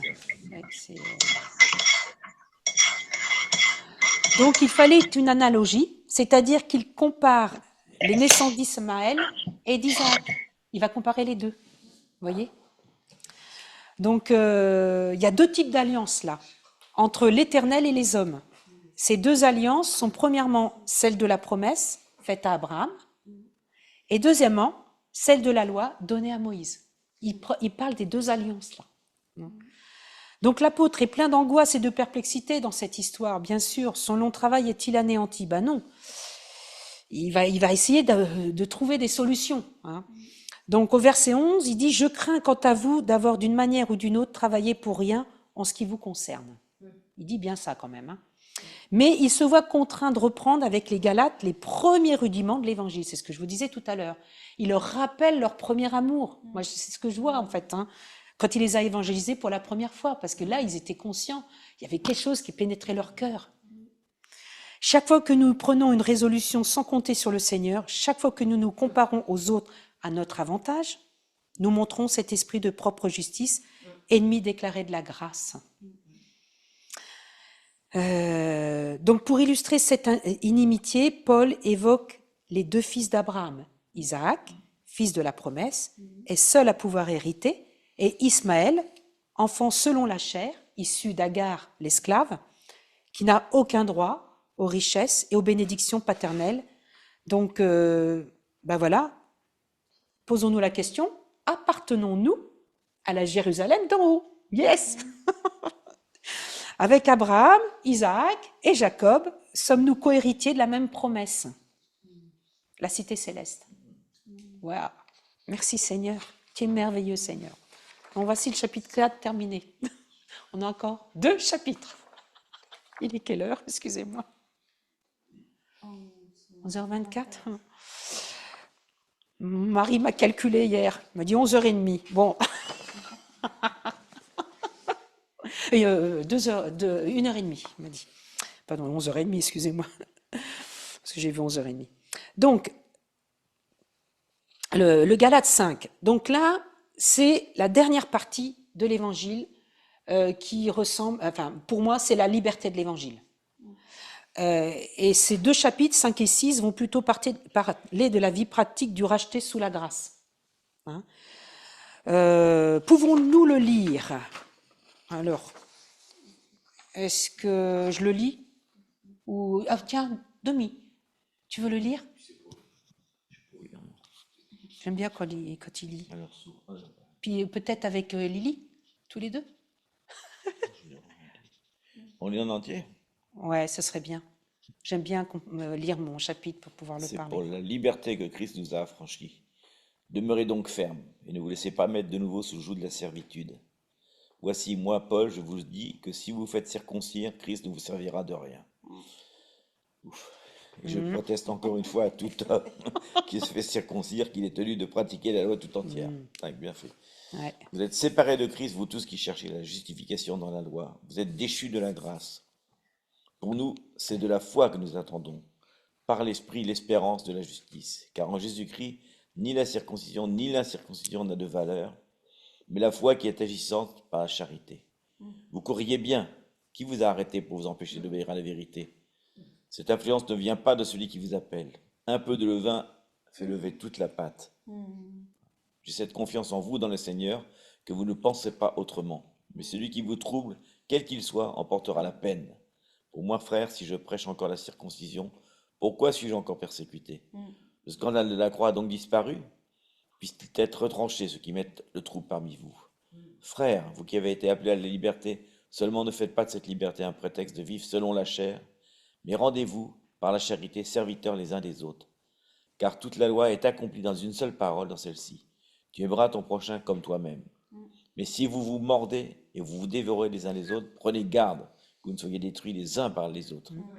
Je dis donc, marchez selon l'esprit et vous n'accomplirez pas les désirs de la chair. Car la chair a des désirs contraires à ceux de l'esprit, et l'esprit en a de contraires à ceux de la chair.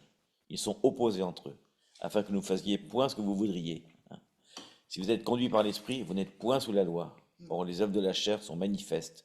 Ce sont l'impudicité, l'impureté, la dissolution, l'idolâtrie, la magie, les inimitiés, les querelles, les jalousies, les animosités, les disputes, les divisions, les sectes, l'envie, l'ivrognerie, les acceptables et les choses semblables. Je vous dis d'avance, comme je l'ai déjà dit, que ceux qui commettent de telles choses n'hériteront point le royaume de Dieu.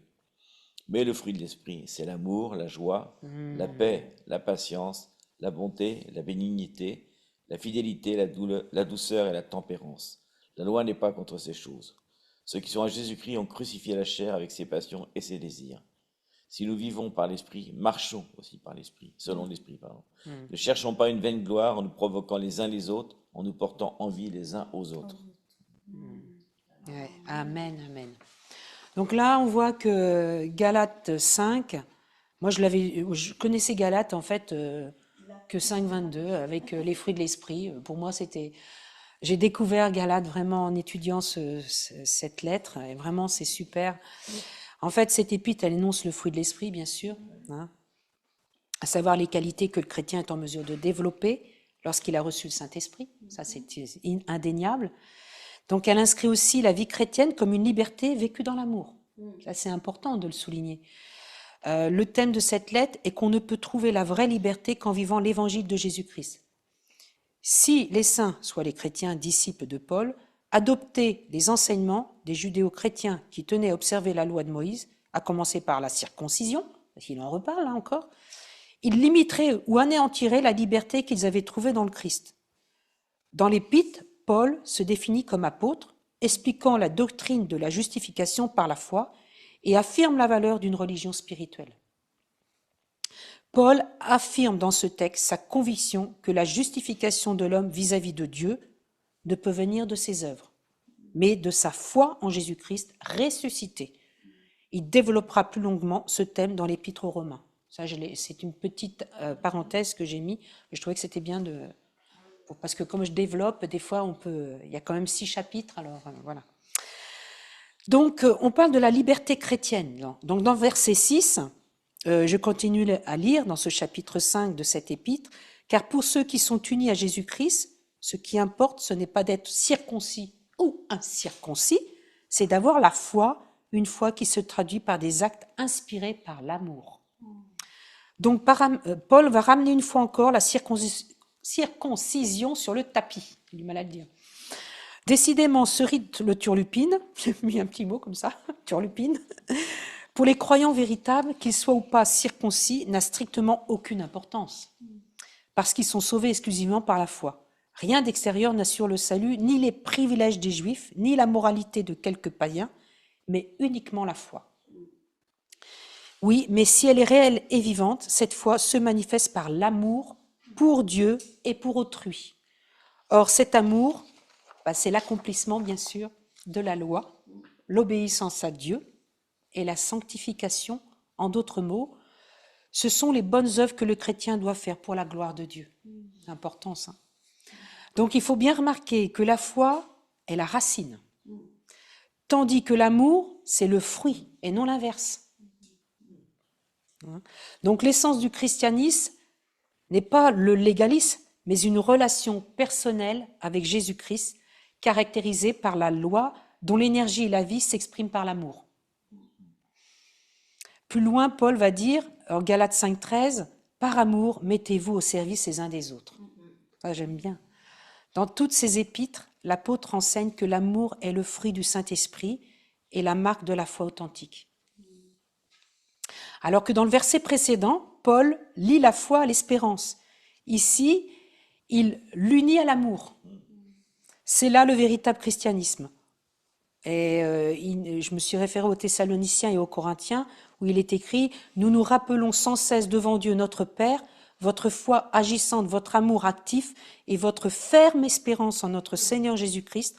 En somme, 3 choses demeurent, la foi, l'espérance et l'amour. Mais la plus grande, c'est l'amour, bien sûr.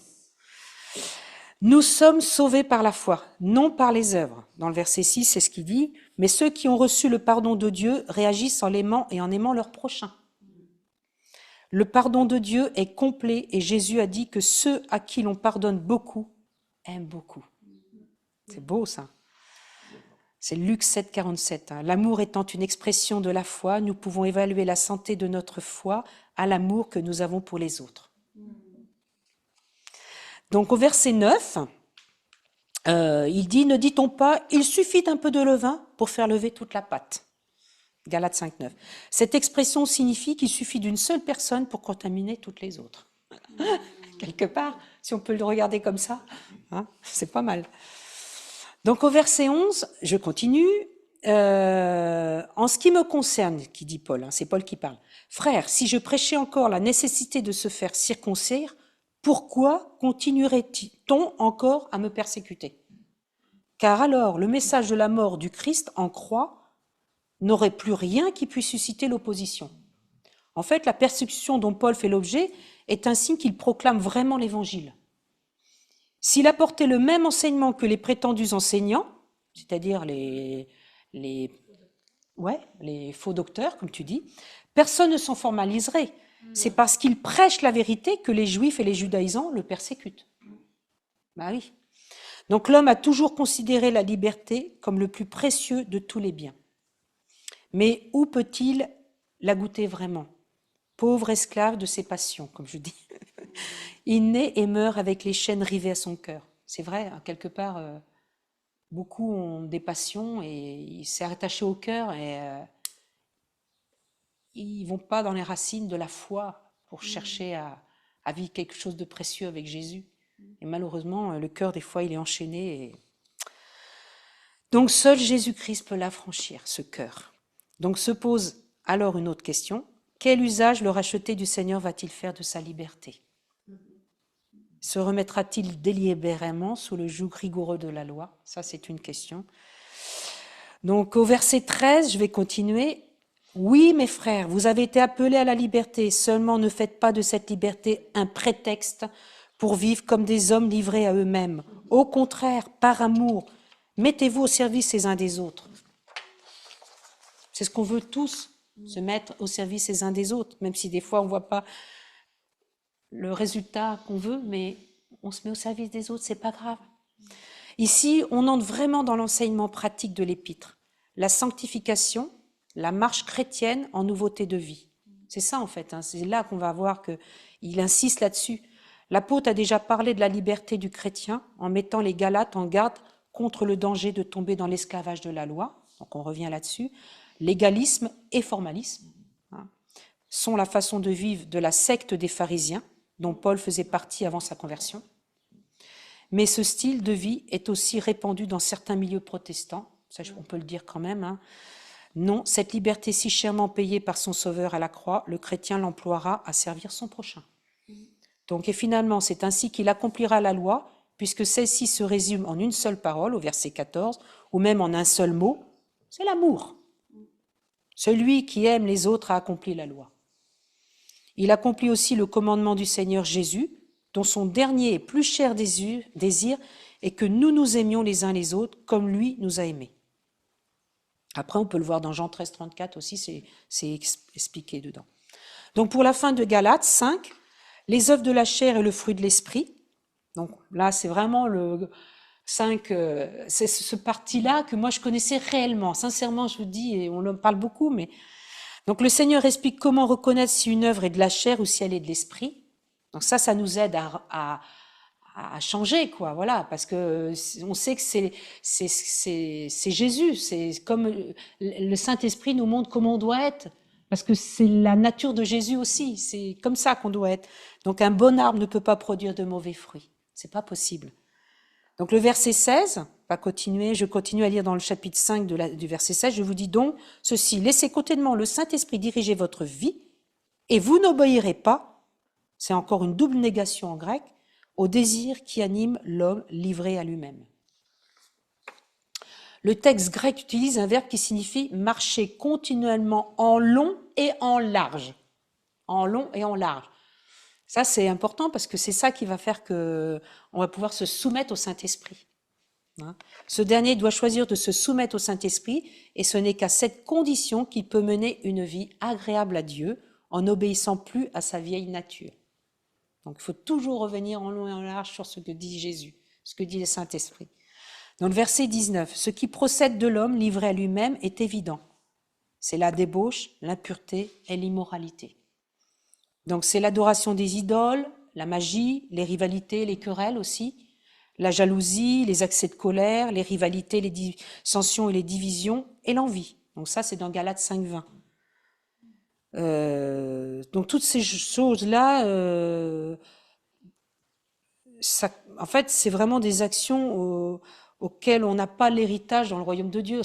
On n'a pas d'héritage dans ce royaume, dans le royaume de Dieu, avec ce genre de choses-là. Donc littéralement, Paul dit, les œuvres de la chair sont manifestes.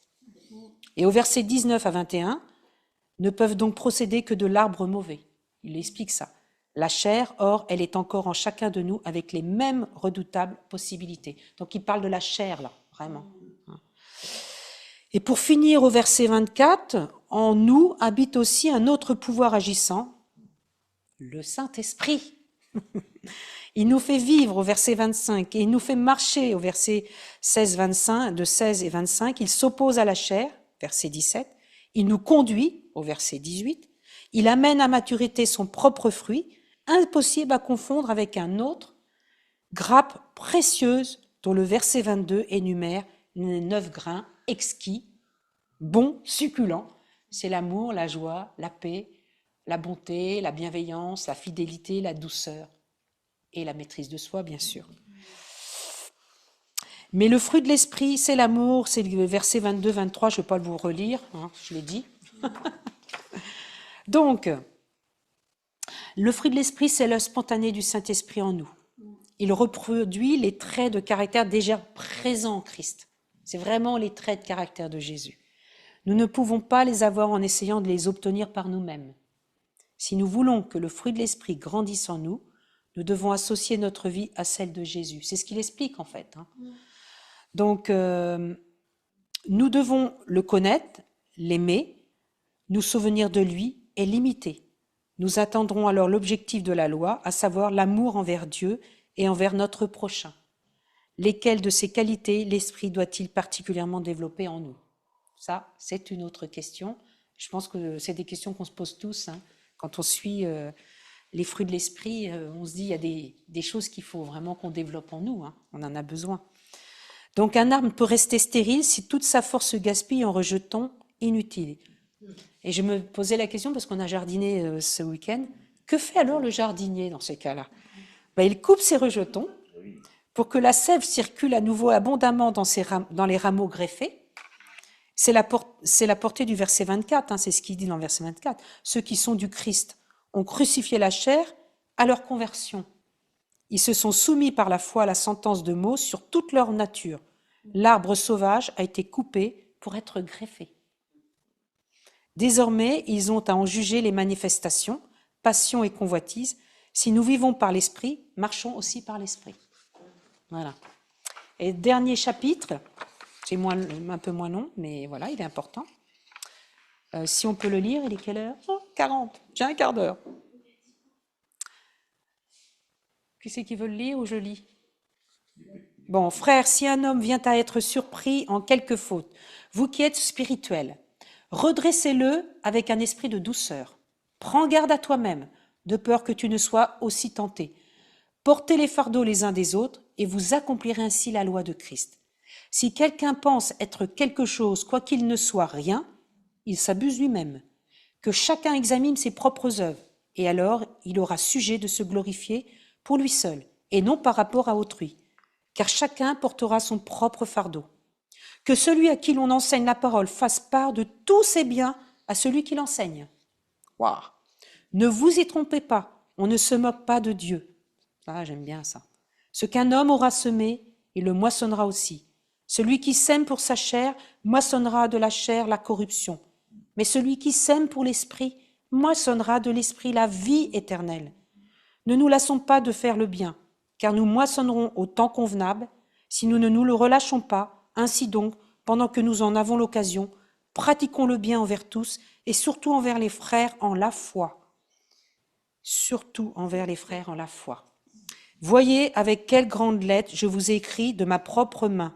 Tous ceux qui veulent se rendre agréables selon la chair vous contraignent à vous faire circoncire, uniquement afin de n'être pas persécutés pour la croix de Christ. Car les circoncis eux-mêmes n'observent point la loi, mais ils veulent que vous soyez circoncis pour se glorifier dans votre chair. Pour ce qui me concerne, loin de moi la pensée de me glorifier d'autre chose que de la croix de notre Seigneur Jésus-Christ, par qui le monde est crucifié pour moi, comme je le suis pour le monde. Car ce n'est rien que d'être circoncis ou incirconcis.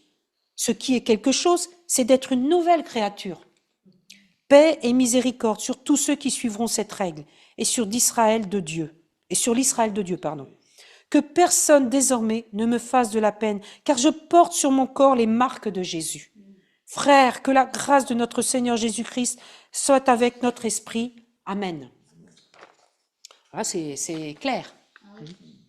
Donc là, Galates 6, je l'ai mis sur certains, il y a 3 points qui m'intéressent, c'est les soins mutuels et l'humilité, et puis on moissonne ce que l'on a semé, et puis il y a un dernier avertissement, et puis la salutation derrière. Donc au verset 9, il explique bien, faisons le bien sans nous laisser gagner par le découragement, car si nous ne relâchons pas nos efforts, nous récolterons au bon moment. C'est vraiment un encouragement. On récoltera au bon moment. Tout ce qu'on a fait, on va le récolter à un moment donné. Ainsi donc, tant que nous en avons l'occasion, faisons du bien à tout le monde et en premier lieu à ceux qui appartiennent à la maison de la foi. Ça, c'est très précis. Hein. Donc, il peut être décourageant de faire le bien sans recevoir de remerciements ni voir de résultats. Mais Paul invite les Galates, et nous avec eux, à ne pas se relâcher, à laisser les résultats à Dieu. Le temps viendra où nous récolterons une moisson de bénédiction. Amen. Ça m'encourage. Dans l'Ancien Testament, verset 10, il est souvent question de la maison d'Israël. Il parle de ça, la maison d'Israël. Hein. Donc c'est dans l'Ancien Testament. Hein. Ah, non, je me trompe. Il parle du verset 10, il parle de la maison d'Israël. Et ça, on en parle dans l'Ancien Testament, dont les membres sont israélites, mais sous le régime de la grâce, c'est la foi en Christ qui unit les chrétiens, qui forme la famille des croyants. Une de leurs responsabilités est de faire le bien chaque fois qu'ils en ont l'occasion. Donc voilà.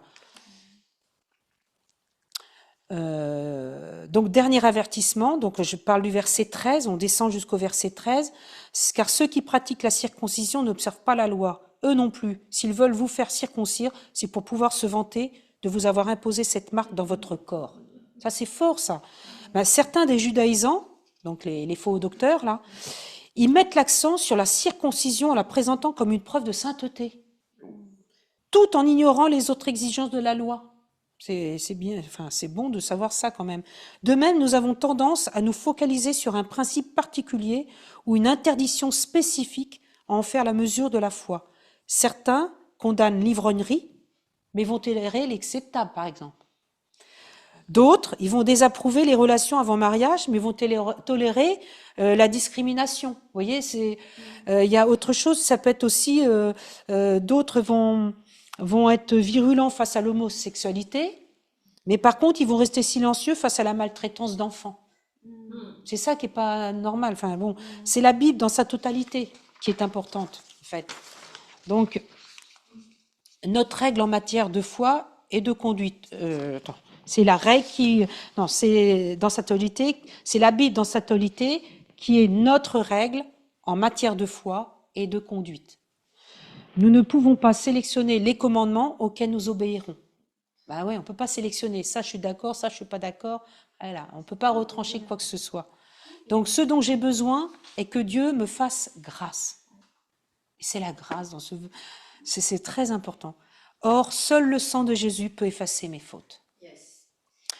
Et le verset 14, en ce qui me concerne, je ne peux à aucun, c'est Paul qui dit ça, en ce qui me concerne, je ne veux à aucun prix placer ma fierté ailleurs que dans la mort de notre Seigneur Jésus-Christ sur la croix.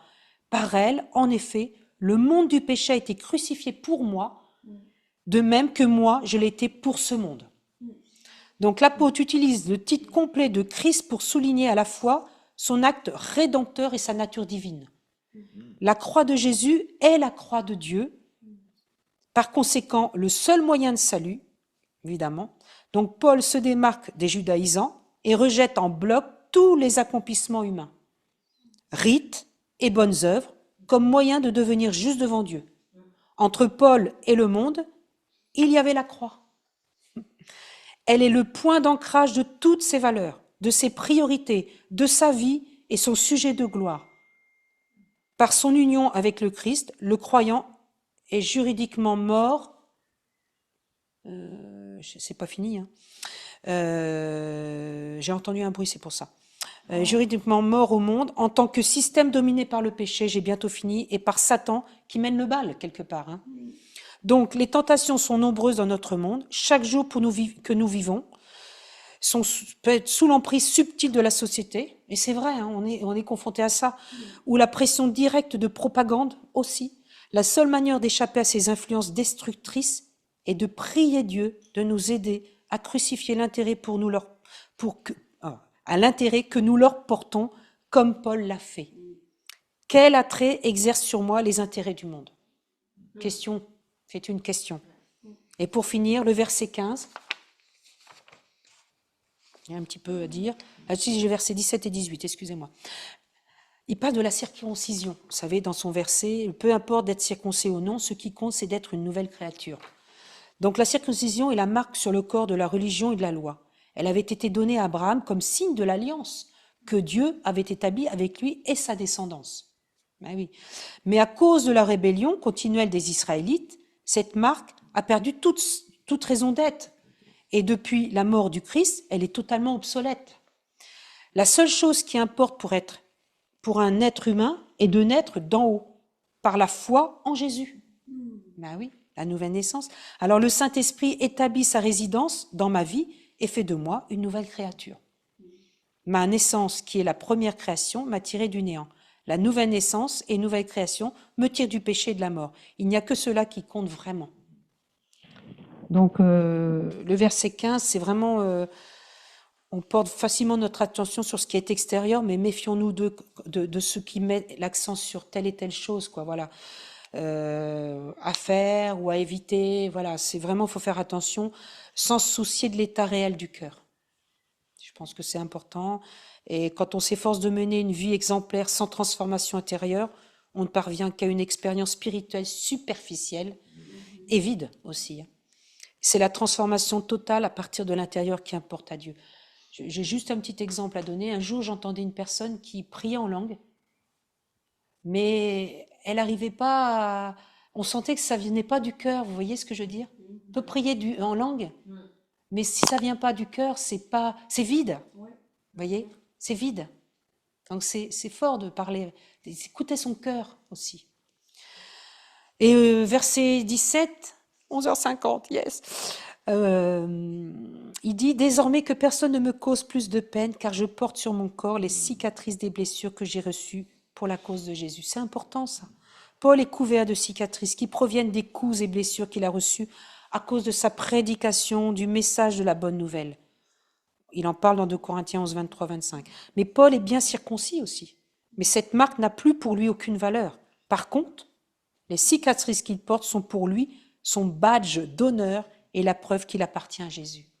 C'est important. La circoncision, pour lui, ça n'a aucune valeur.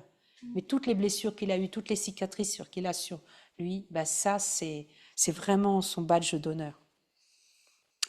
Et verset 18, je finis le livre des Galates. « Chers frères, que la grâce de notre Seigneur Jésus-Christ soit avec vous tous. Amen. » Et là, eh ben oui, l'apôtre termine cette épître comme il l'a commencé, sans salutation personnelle.